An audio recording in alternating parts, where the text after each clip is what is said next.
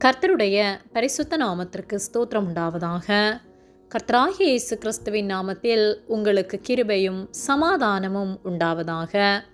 இந்த நாளுக்குரிய தியானத்திற்கான தேவ வார்த்தை 1 நாளாகமம் அதிகாரம் 17 வசனம் 8.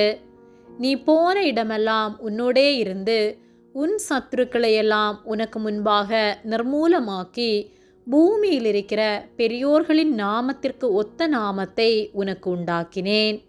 பிரியமானவர்களே, கர்த்தருடைய பிள்ளைகளாகிய நம்மை நாம் போகிற வருகிற இடங்களிலெல்லாம் கர்த்தர் நம்மை காத்து நமக்கு எந்த சேதமும் அணுகாதபடி நம்மை வழி நடத்துகிற அவருடைய அன்பை எண்ணி ஒவ்வொரு நாளும் நன்றி சொல்கிறவர்களாய் நாம் இருக்க வேண்டும். 1 நாளாகமம் 17:8 நீ போன இடமெல்லாம் உன்னோடே இருந்து உன் சத்துருக்களையெல்லாம் உனக்கு முன்பாக நிர்மூலமாக்கி பூமியில் இருக்கிற பெரியோர்களின் நாமத்திற்கு ஒத்த நாமத்தை உனக்கு உண்டாக்கினேன் என்று சொல்லி கர்த்தர் தாவீதை குறித்து சொல்லுகிறார். ஆடுகளின் பின்னே நடந்த உன்னை ஆட்டு மந்தையை விட்டு எடுத்தேன் என்று கர்த்தர் சொல்லுகிறார். தாவீது ஆடு மேய்த்து கொண்டிருந்தார். அவரை ராஜாவாக கர்த்தர் உயர்த்தினார்.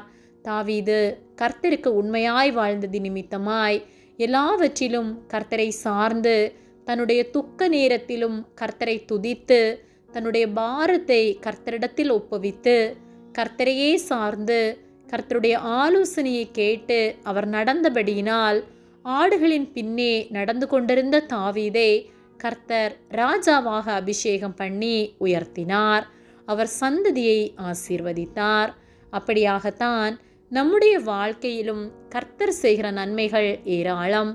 நாம் போகையிலும் வருகையிலும் நம்மோடு கூட இருந்து எந்த சேதமும் நமக்கு வராதபடிக்கு நம்முடைய சத்துருக்களின் கைக்கு நம்மை நீங்களாக்கி விடுவித்து நம்மை உயர்ந்த இடங்களிலே கர்த்தர் உட்கார வைத்திருக்கிறார்.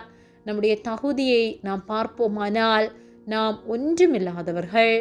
ஆனால் கர்த்தர் நம்மை வைத்து அழகு பார்க்கிற விதம் பெரியது. ஒருவேளை நாம் போராட்டத்தின் மத்தியில் வாழ்ந்து கொண்டிருப்போமானால் என்னுடைய வாழ்க்கையிலும் இப்படியாக அற்புதம் நடக்காதா? என்னுடைய வாழ்விலே ஒரு மாற்றம் வராதா? நான் கஷ்டத்தோடு காணப்படுகிறேனே, போராட்டமுள்ள வாழ்க்கையில் நான் வாழ்ந்து கொண்டிருக்கிறேனே என்று நாம் எண்ணுவோமானால் கர்த்தருக்கு உண்மையாக நாம் வாழும்போது நாம் கர்த்தரிடத்தில் நம் வாழ்வை ஒப்பு கொடுப்போம். கர்த்தர் சொல்லுகிற ஆலோசனையை கேட்டு கர்த்தருக்கு கீழ்ப்படிந்து கர்த்தருடைய வார்த்தைகளை நாம் கை கொண்டு வாழ்வோமானால் கர்த்தர் நிச்சயமாக நம்மை ஆசீர்வதிப்பார். நம் சத்துருக்களின் கைக்கு நம்மை நீங்களாக்கி விடுவிப்பார். நம்மோடு கூட இருந்து நம்மை ஆசீர்வதிப்பார். நம்மை உயர பண்ணுவார். ஆகவே ஒவ்வொரு நாளும் கர்த்தருக்கு பிரியமானவற்றை செய்து அவர் விரும்புகிற காரியத்தை செய்வோம். அவர் வார்த்தைகளை கை கொண்டு வாழும்போது நிச்சயமாக கர்த்தர் நம்முடைய வாழ்வில் அற்புதம் செய்வார். ஆகவே நம்முடைய வாழ்வை கர்த்தருக்கு ஒப்புவிப்போம். கர்த்தருடைய ஆலோசனையின்படி நடப்போம். கர்த்தர் நம் ஒவ்வொருவரையும் ஆசீர்வதிப்பார். ஆமேன். ஜெபம். எங்களை அதிகமாக நேசித்து வழிநடத்தி வருகிற எங்கள் அன்பின் பரிசுத்த பிதாவே, இந்த நாளையும் நாங்கள் காணும்படியாக நீர் எங்களுக்கு ஜீவனை தந்த உம்முடைய அன்பிற்காக நாங்கள் உமக்கு நன்றி செலுத்துகின்றோம். இந்த காலை வேளையிலும் உம்முடைய சத்திய வார்த்தைகளை நாங்கள் தியானிக்கும்படியாக நீர் எங்களுக்கு தந்த இந்த நேரத்திற்காக நாங்கள் உமக்கு நன்றி செலுத்துகின்றோம். நாங்கள் தியானித்த வார்த்தையின்படியே நாங்கள் உமக்கு உண்மையாய் வாழ, எல்லா நேரத்திலும் உம்மை துதித்து உம்மை ஸ்தோத்தரிக்கிறவர்களாய் வாழ நீர் எங்களுக்கு உதவி செய்யும்படியாய் ஜெபிக்கின்றோம். எங்களை ஆசீர்வதித்து எங்களோடு கூட இருந்து எங்களை வழி நடத்துகிற உம்முடைய அன்பிற்காக உமக்கு நன்றி செலுத்துகின்றோம். எங்களை உம்முடைய கரத்திலே ஒப்புக் கொடுக்கின்றோம். இயேசுவின் நாமத்தில் ஜெபிக்கின்றோம் ஜீவனுள்ள நல்ல பிதாவே. ஆமேன்.